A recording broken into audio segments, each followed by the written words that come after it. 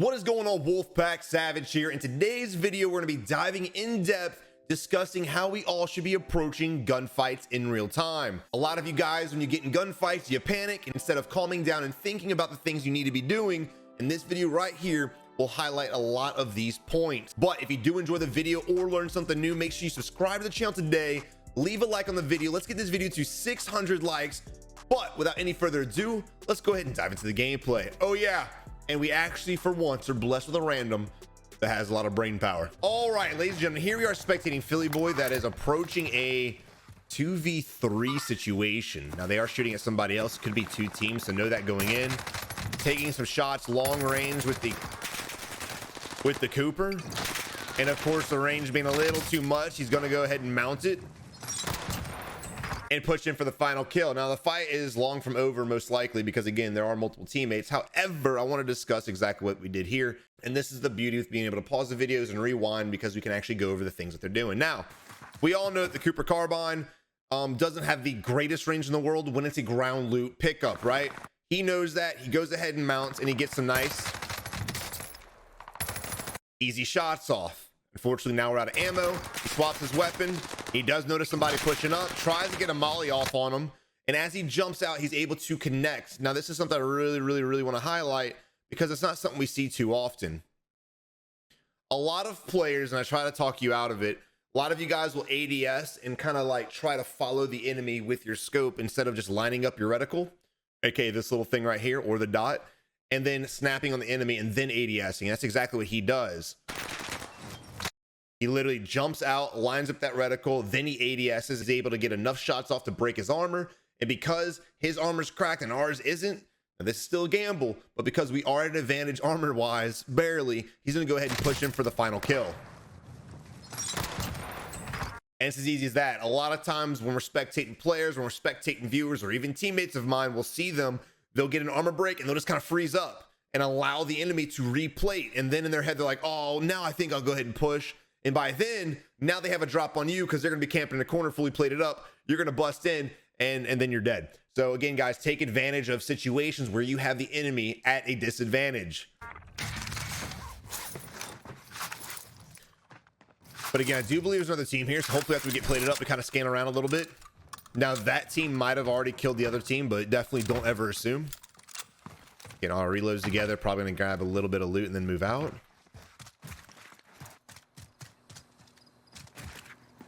Footsteps inside. Pretty basic kill.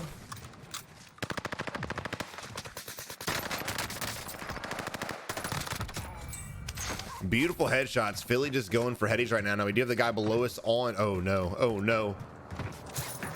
We do have the guy below us that was on the mini map. Another teammate's in the Bertha. Now Green's in there by himself, which is pretty dangerous. I like the fact that we're coming in from different angle, but it looks like the enemy squad went ahead and just headed off. Also, what a great time to tell you guys about beautiful sneak energy. I know, God, I'm a broken record, but I'm telling you right now, trying to spread the good word. No crash. Guys, do you hate cheaters as much as me? Make sure you purchase sneak energy. It doesn't do anything about the cheaters, but it definitely gives you a lot more energy. It just makes your day a lot better, especially when you spectate shit like this. You know, you get sad, just take a sip. Wow, you instantly don't give a shit anymore. It's the weirdest thing. Use code SAVAGE at checkout, guys. The shit's the truth. All right, here we are, stemming up. We got a UAV in the air. We do have a player on ping, lagging a little bit. Could be a spectating issue. His ping seems pretty decent. Notice right now how we're coming up at the enemy in different angles. What this is going to do is going to put us in a good position to shoot the enemy in the side, or give our teammate a good position to shoot him in the side.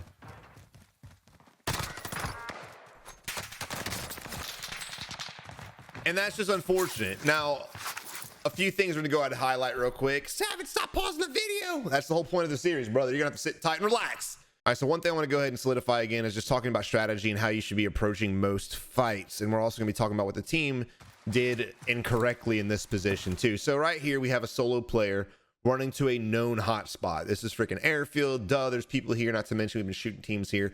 They should know we're here. He comes in by himself and his teammates way back here that ends up putting shots on us, but isn't able to do much. This is what I call no bueno. if you guys cannot win your 1v1s, if you're struggling with 1v1s, do not expect to go in and win a 1v2. Now, the reason why I know this player struggles in his 1v1s is because of what he was doing when we ended up shooting him in the side. Look at this. Look at this. He's just standing there, not expecting teammates to be around. No slide cancel, no side to side, no movement, no nothing. Just plants his feet, aims at the enemy, and he's trying to shoot at him. So this is a basic player. Nothing advanced about him at all. Now, I do like the fact that green's going from front end side. We're flanking from the enemy's right-hand side. And again, it puts us in a position to where if we start shooting at him and he starts shooting at us, green can shoot him, or vice versa, which is exactly what's happening. So no matter what this player does, unless he's an absolute GOAT, he's going to get shit on. Now, I do also want to talk about reaction time. So he breaks away and just makes a full send away from the enemy's fire so he can rotate around and plate up and reanalyze the situation. He doesn't sit there and try to execute the enemy in the open. He doesn't sit there and try to ADS on the enemy shooting him who had him already broken. He breaks away and lives to fight another day. Now, a lot of you guys watched are probably like, Savage, this is basic shit. And for those of you thinking that, I applaud you, because you're right, it is. But the amount of players that we witness not practice any of this stuff is just mind-boggling to me. Now, we know there's enemies over there. The circle is rotating in, however, so you have a decision to make.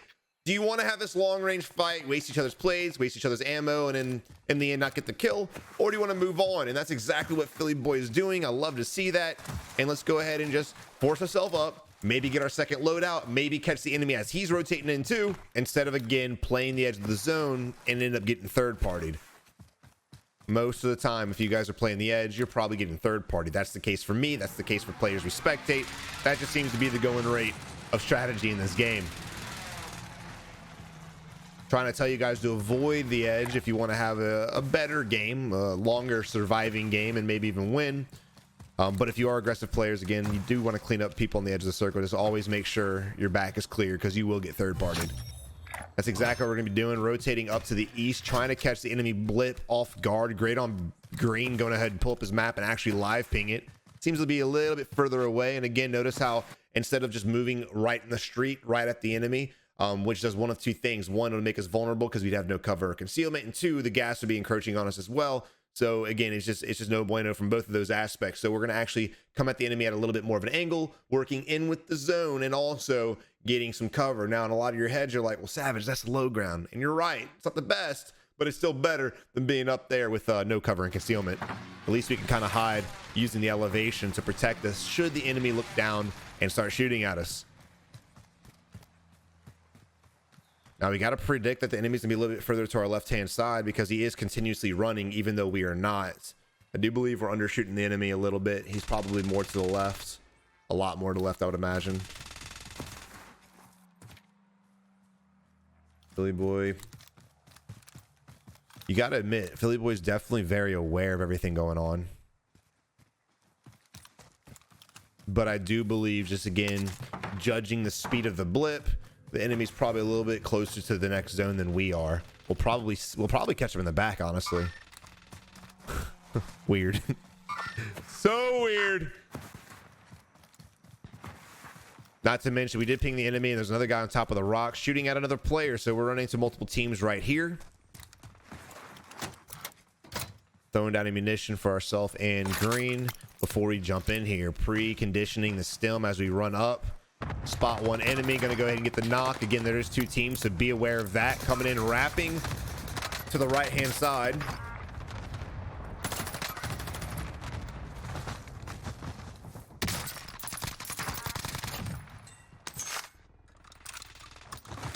How he didn't break his ankles is beyond me. All right, real quick, I just want to analyze one part of that fight. Great fight on him, but my favorite part of that was the misdirection. 100% my favorite part. So we're down here, we're shooting, we're making noise. This is exactly where the enemies are going to be looking at. So what does he do? He misdirects the enemies and takes a hard right turn to push up the opposite end where the enemies probably won't be looking at. Now, if I was these players, I definitely would be checking the peak that leads to where I'm camping at, but they didn't, and he took advantage of that, and he was able to come up from behind both enemies and get the shots off. Now, this is where comms are important. This is where, you know, pinging's helpful, but this is where vocal comms are important. The moment you're in this guy's position, the guy who just got down, the moment you're him, you need to call out exactly where the enemy is. Don't say behind me if you can help it. you instantly want to turn your down body around, face where your hit marker is indicating, and ping that shit or call out the direction. That way your teammate knows. Or if you have the ability to go in third party mode mentally, and it's going to sound weird, but if you have the capability to pretend you're your teammate, direct your teammate and say, hey, he's to your left. Hey, he's actually behind you. Because it's easier for a teammate to listen to call outs if you're directing to his position than it is if you're directing him to your position. That makes sense. It's very hard to word. In my head, it sounded good, but as I spoke, it sounded kind of crazy. Just give better call outs, because this guy had no idea what the hell's about to happen to him. None. Zero clue at all. And you know what? This is the last thing I'm going to highlight. Players going prone. I don't understand for the life of me why anyone would ever go prone while you're being pushed. You need to be changing your position, reposition, plate up as you're running, utilize all these rocks to your advantage. You still may die 100%, but you have a way better chance of getting out this position if you're running around the rocks than you do laying prone like a baby back bitch. Bada bing, bada boom. Now this is kind of crazy. I would have broke my ankles. If that was me, I would have been dead, raging, throwing shit. We have an enemy above us to our right-hand side. Now, we do need to be careful because we have entire, what is that, mines? We have entire mines on our left-hand side. People love camping mines, so we've got to be very careful. I don't know if it's going to be a rotation issue. I don't think it will yet. We could always work our way back up and get the high ground and kind of clear up there. So rotation-wise, I don't think we're in a bad spot, but because we have tunnel vision and this guy right here, just be a little concerned about what's behind you, people rotating in with the zone, as well as people camping at the edge of the zone to gatekeep. Gas is coming up. Oh, that sucks, dude. That sucks. Trill running off. He realizes that he's probably gonna get baited. He's gonna do his best to try to hopefully buy his teammate back or wait for him to win his gulag. It was a good play, honestly. Don't go back for that res. You will get baited and killed most of the time. And again, going back to my video yesterday talking about angles, if your teammate gets down, make sure your teammate's in a safe area protecting you from the angle of the enemy that just downed him.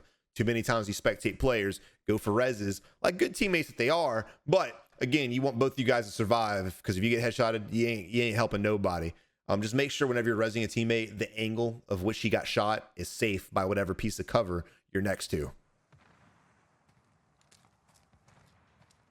I don't like the fact that our teammate just got head tapped and we're sitting here kind of slow peeking, very vulnerable to headshots, kind of posted up idle right now. We need to do something. Decision making is going to be crucial. We may die, but we have to go with something. I don't like this one bit.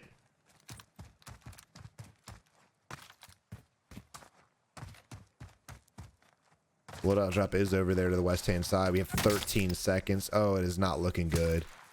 I don't see glints though. You know, oh, there it is. I feel like I have a lot more trouble seeing glints in this map. Does anybody else agree with me on that? Hopefully. Otherwise, I look crazy. All right, here we are moving on to Philly Boy, going in the gas to sacrifice the little plates he has for his loadout. Definitely a good decision. You really don't have much of a choice. You just have to do what you have to do. And we're being gate kept. That enemy's probably going to be looking at us. There he is. Weird. Great movement. Literally not getting hit by the enemy one time. Bad on the enemy. And look, notice, even though we're on the low ground, we're sitting here utilizing these ridges. Now, I always want to implore you guys to get the high ground if you can, but just because you're not on the high ground doesn't mean you're necessarily screwed, right? Make sure you're using all these rocks to the best of your advantage to out-rotate enemies who are holding the higher ground, as well as using them as headies to suppress the enemy. In this position, a lot of players will just try to run away and not ever hit the enemy. But if you're doing what Philly Boy's doing, and you're hitting the enemy and you're suppressing him, you're going to force the enemy to stop what he's doing, plate up. You're going to slow his gameplay down. That way it gives you an opportunity to out-rotate the enemy and get in a better position and hopefully win the gunfight. Because right now it seems like to be a 1v1. And we technically are more screwed than he is because we are missing all of our plates and we're not sitting on any more plates either. So we're gonna go ahead, get some shots off and instantly rotate. No hesitation, just instantly going with his move. That's exactly how you need to do. He starts going up the staircase, realizes that's probably stupid, rotates around the back end side. There we go. Now we have a staircase here to the left-hand side, which we could push, but we could also go up the right-hand side behind my webcam, which you can't see, and gatekeep the enemy. Look at the mini map. We come up here and we hold this. We know the enemy's somewhere over here. He may have rotated out, so just be aware, but I would imagine he's still here plating up, probably still looking for us. So I would definitely go right here to the right-hand side. If we go up the staircase, which it looks like he's going to do, we have a good probability of getting insta-killed, basically, because I do think the enemy is going to be looking somewhere in this direction and will literally pop up right in front of him. All right, going ahead and moving around to the right-hand side. Definitely the better play. Being patient with it, looking for movements. Notice how we're kind of hiding our body by only revealing a little bit of our bodies, right? We're probably from chest up right now instead of just running around opening the crate, focusing on loot and things like that. We're just waiting for the player to reveal himself so we can then go with the decision. A lot of players in this position are putting themselves in a bad spot because we need ammo. You got 39 bullets. You should be able to kill him with it. There he is right there. Enemy just instantly reading that. Wow, that's kind of impressive. Beautiful, beautiful. Now we get ammo. Now we get plates. We're good to go. That was a good play. Again, I'm very surprised that the enemy, Mr. Good Guy, was able to register exactly where you were. Maybe he had a heartbeat sensor. It'd probably be the only explanation, but it ended up working out for him. Unfortunately for him, though, we utilized that box as cover. Also, let's just go back to that fight real quick. Let's go back to this fight. Now, this is one of the reasons why I tell you guys never to plant your feet. Utilize the cover that's next to you and work it side to side, right? You need some kind of movement. You guys need to practice this movement. A lot of players right here, they'll just sit here. They'll sit exactly here and they'll just aim. And when the enemy reveals himself, they'll hopefully snap on him and get the kill. That's what's in most players' minds. That's exactly how they want to play. That's the wrong way to play, because if this guy has a better aim than you, if this guy has more plates, which he probably does, you're going to be at a huge disadvantage. Or if he gets a lucky shot, has a more powerful weapon, whatever the reason is. This is why movement's important. Notice we have the enemy suppressed. So we're going to, again, use misdirection as well as movement to dive back behind the crates. Now we know the enemy revealed himself to the left-hand side. So what are we going to do? We're going to jump right back out there, pre-aim basically, because we know exactly where he's at, and get the final shots off. Boom. Weird. And the reason why I wanted to pause that and run it back is because, again, most of these gameplays you spectate, even from higher tier players, they plant their feet and they just expect they're going to outshoot the enemy. But you guys need to be utilizing movement, especially if you're not that good of a shot. Even if you are that good of a shot, still utilize movement. But let's say you guys have bad aim. Well, just because you have bad aim doesn't mean you're going to be bad at the game, right? Not at all, not by a long shot. So what do? Well, you got to find another strength. Some players are better at movement than they are aiming. Some players are better at aiming than they are movement. Some players are better with strategy than they are everything else. You need to find something that you're good at and hyper focus on improving in that aspect. And hopefully over time, the other things will eventually catch up. I don't want you to neglect aiming. You definitely need to practice aiming, aka go out there and fight. But again, whatever you're decent at, just excel in that area and use it to your advantage to win gunfights. It's not just about aim and accuracy and reaction time. There's a lot of other things that go into gunfights that can help you guys win. But Mr. Philly Boy's on a 14 kill banger right now.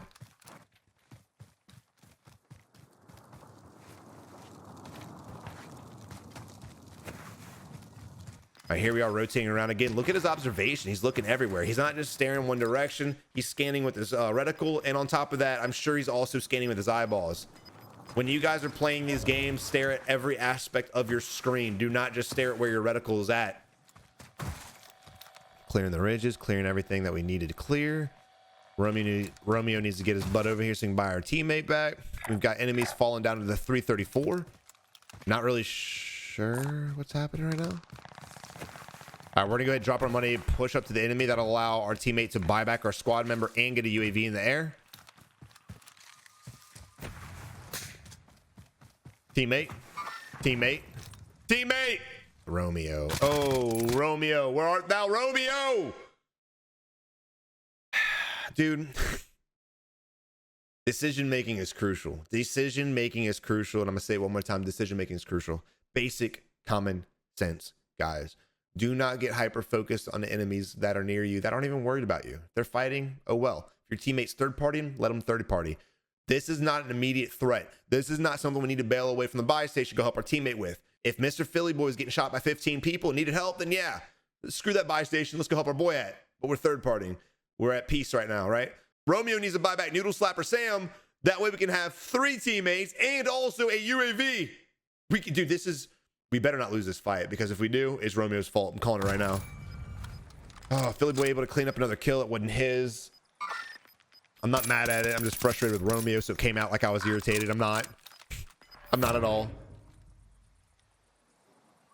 Enemies off in the distance, trying to get the live pings off. We're able to do so. More knocks. Another enemy to the left-hand side of that. We did see 2 of them up there. Now, look, they got to come to us. I would go ahead and kind of position myself a little bit further to the right hand side. Notice the mini map. We have a nice ridge right here. Granted, there's a lot of vulnerability from further out here to the right hand side, but in order to gatekeep these guys efficiently, all we got to do is kind of move up a little bit closer, utilize this ridge as a heading, and the enemies can't do nothing. I like the fact that we're not going there yet, because these guys do have a rooftop. If we go down here, we don't have as many trees to hide from these guys as we do right here. So again, be patient with your rotations, wait for the circle to push them out, and then go ahead and pre-rotate. Ran throw knives up, no hits. Gotta respect it. Now in this position, if you're the enemy, you need to jump off the backside and start rotating. Because right now we're sitting here assuming you're on the rooftop. If instead of him shooting at us, he would have jumped off the backside, they could already be rotating probably in this area, and they could make their way closer to the next zone. The longer they sit up here and overstay their welcome, the harder of a time they're going to have it to be. Now, if they're good shots, if you're a good shot players, then go ahead and contest Philly Boy and company. But if you're struggling on this rooftop, you need to just go ahead and worry about the zone, because he's been down 3 times now. And we have another squad out there on the mini map around this area. Philly Boy recognizing that, going to go ahead and utilize the heady to his advantage.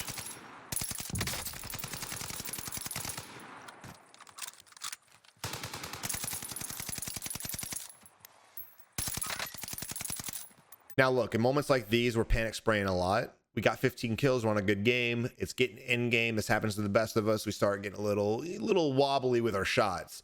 Time is of the essence. Time is of the essence. We're on the edge of the zone. We have an entire terrain behind us, which I'm very, very worried about people shooting us from. We also have enemies over here that we knew. We also have the potential of enemies over here because there is a bigger compound to the right-hand side. So again, I want to win this fight as fast as humanly possible. We got to throw a stun down there and push the enemy. Go ahead and do it. But I want to go ahead and win this fight.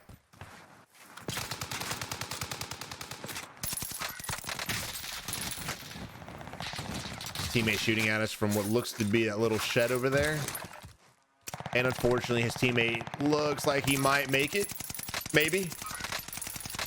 Again, the panic shooting kind of putting us in a bad spot right now.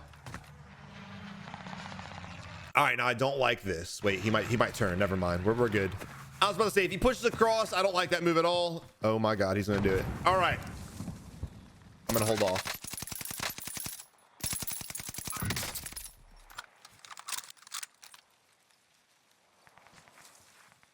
Fight going on inside. He instantly died, so that team fight is won, and we're gonna go ahead and push up now. Skirt. We know there's 2 enemies. We know there's 2 enemies, right? Look at the zone. It's about to enclose in 40 seconds, and look at the majority of the zone that's in the circle. It's on our side of the street, right? It's on our side. So there's a greater chance the circle's going to dive back towards us, and we can essentially sit here and gatekeep them if we choose to, which is exactly what I would do instead of pushing across the enemies who have really nice hard cover and who could potentially blitz us down. I don't like this move at all. Let's see how this ends up. I do not like this one bit though. And we have a whole other squad shooting us from the right hand side. Is not looking good for Philly. And unfortunately, Philly goes down by a player named Trash. All right, so unfortunately, Romeo in a bad position too. He needs to go ahead and, well, he's basically dead. He's got a big ass gun. His movement speed slowed down. No place. Enemies are on our heels. They have a line of sight on us too. Right, perfect. Just like in yesterday's video again, talking about angles and line of sight. You need, if you're running from the enemy, you need to try to do your best to either zigzag or position some piece of cover behind you that separates the enemy's line of vision from you, right? If that makes any sense. But it doesn't look like we're going to survive this, and we do not. We move on to, I believe, Trash and Company. All right, moving on to Beating My Meat. All right. And Company. There we go. Maybe they're all doing it. Who knows? I don't spot any enemies. Guy on UAV right there to right-hand side. There we go. Pay attention to that mini-map. That's what we're doing. We have a ridge to our right-hand side we could utilize. We do get stunned. Purple goes down. Purple at least pinging the squad member. Look, there it is. The glint. Oh, you can't see. Yeah, you can. You can see this. Watch this shit, boy. Look at this. You see this? Now, again, glints are really hard to really see in this map, at least for me. I'm able to see this one, but I'm not going to hate on it for not seeing it. You're in the middle of a combat. The odds of you spotting a glint is eh. And no, this is not a field of view issue. The field of view would stop somewhere around this area. So he should be able to see him. Not to mention, when your teammate got sniped just now, you should instantly look where the teammate got sniped from, right? Follow the tracers, follow anything. Also, as far as he's concerned, he needs to be pinging the enemy that sniped him. He needs to be pinging that direction to kind of give us a little heads up, because now we're in a solo position with 2 guys self-resin, and we need to solidify this W. We gotta pull it together to really try our best to win this fight, because they have us down bad. Glint's still shining at us. Again, I'm not gonna hate on too much. It's really hard to see. Luckily, he's getting suppressed from the enemy on the right-hand side. So now there's 3 teams total in this fight. And now we're getting shot from the left-hand side. Could be a possibility of 4 teams. Doesn't matter. We get down from the guys on the right-hand side. This is a bad spot to be in, honestly.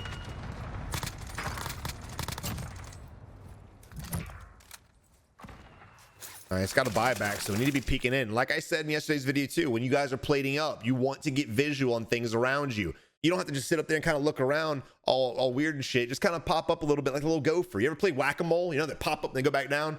Play whack-a-mole with the map, right? Whenever you're fighting, whenever you know things are going down. They bought back a squad member. We got multiple squads on the edge of the zone. We know people are here. We've got to do our best to look that way. That way the enemies can't just push the shit out of you, right? But if we sit here hiding behind the hill, terrified to do anything, what's going to happen? Enemies going to pop up, shoot us in the face, and it's going to be a bad day.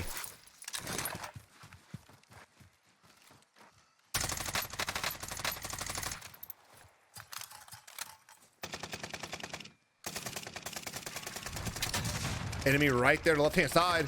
You literally just saw him, son. You just saw him, son. Oh, weird. There he is. Found him. Oh, no. You hate to see it. You hate to see it. It's not looking good for your boy. He's going to die. So right now, beating my meat is getting distracted with everything going on. He can't stay focused on one enemy, and I don't want him to tunnel vision, but I want him to remember the guy to our left-hand side. That's right over here. He was weak. He was a disadvantage. If we get that knock, we're instantly, with one bullet, instantly forcing a 2v2 or 2v3 instead of a 2v4, right? We want to try to knock down the numbers if we can. This guy right here was rotating, not really a big threat. Again, the moment we had him cracked, we should have instantly came around the side and shot him. And it's almost like he forgot he's even there. I swear it is. Oh, there's his head. Oh, weird. Come on, push him. He's out of plates. To your right. Come on, man.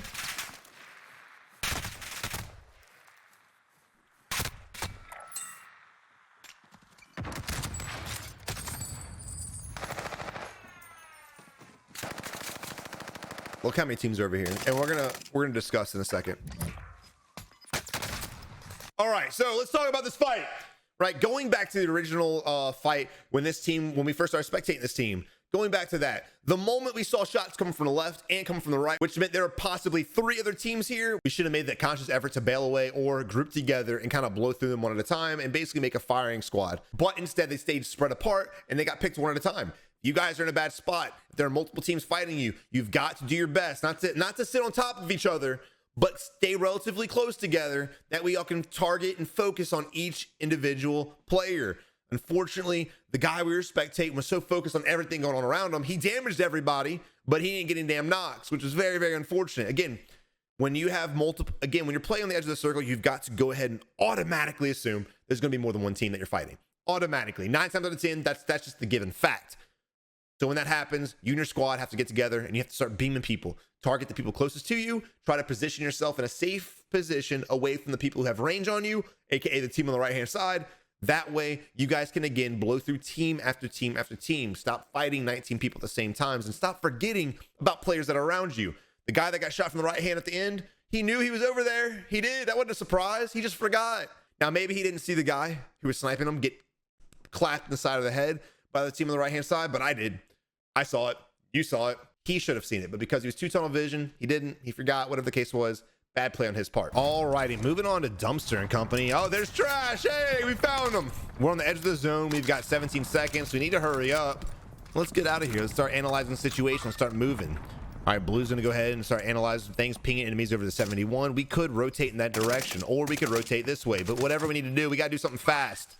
Green's pinging enemies over here, Blue's pinging enemies over there, and now they're shooting at 15 different directions. Also, guys, if you're running with this big ass weapon, it's going to slow your movement speed. Switch to your secondary if it's better. Switch to it. This is. I feel like we're a horse galloping through the woods right now. There's so much movement with that damn gun.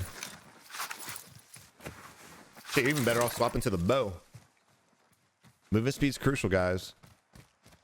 All right, we're in zone. We're safe right now. We don't need to move. I don't hate the fact that we're playing the edge. I really don't. Just make sure your back's clear.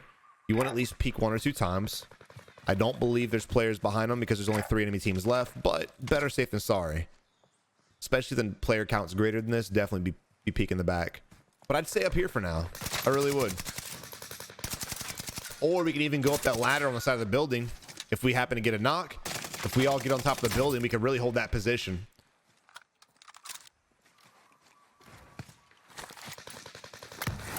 That's the beauty about this map. There's so many different areas you can play. The downfall of this map is these damn streaks. Oh my god, dude.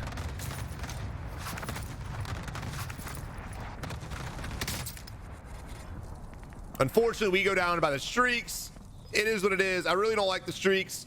I mean, I don't mind them, but I do think that streaks are just overused. They need to make them a little bit more expensive, whatever the case is. And now that players don't need to buy their first loadout, everyone's just running around with, you know, Oprah money. Nobody really gives a damn shit. I'd shoot at the window players are shooting in. That one would have been nice. Now we're kind of just wasting to waste. Hey! All right, with that, go ahead and move on the ladder. Move up at the whole squad needs to move on the ladder right now. This is a position you guys got to tighten it up. Stay together. Play together. Good nade throw on the first one. Second was kind of scrap, but let's go ahead and move ourselves to the high ground. Oh no. Oh no. Oh no, no, no, no, no.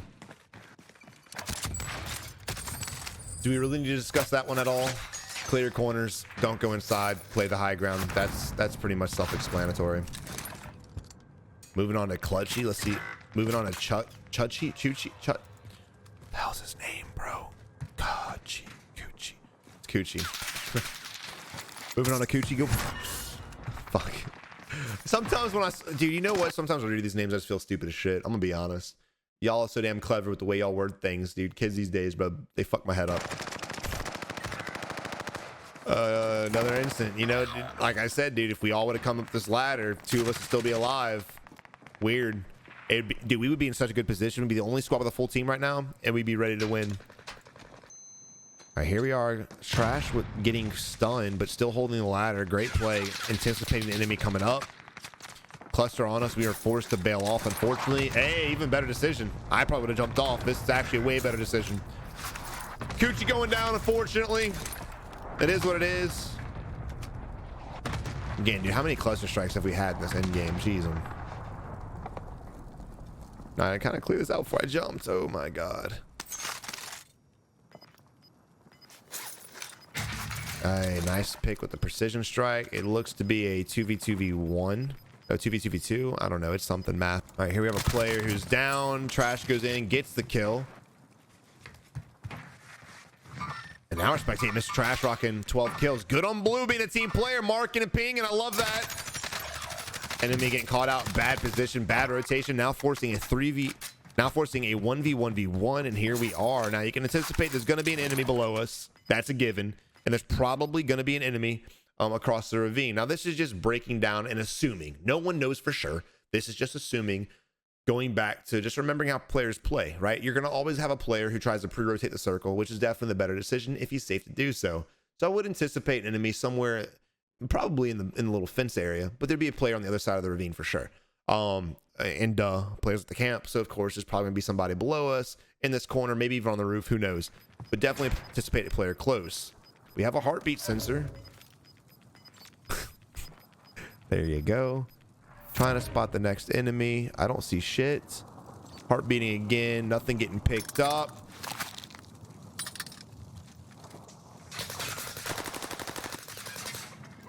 Random launch. The enemy just happens to be over there. Wait a second. Wait a second. Bro, did I not see that? He launched it right on your boy. There's nobody there, fam. There's literally nobody there. Oh, he's down here and he's rotating right into it. No shot. You love to see it. Hey, GG. Guys, I really hope you enjoyed the video. Again, the purpose of this video is to just pause it, play it frame by frame, and discuss different fighting scenarios. A lot of you guys I think I've learned strategy and rotating at this point. I want to go back to the original format we used to do videos in, of just spectating a whole gameplay, pausing it up, chopping it up, covering the important parts, and just throwing out the bullshit of them looting for 9 hours, because nobody wants to see that shit. I really want to know if these are more informative to you guys. If you enjoy them more, let me know in the comment section below. But guys, you have a good one, and until next time, good luck in Warzone. You're gonna need it.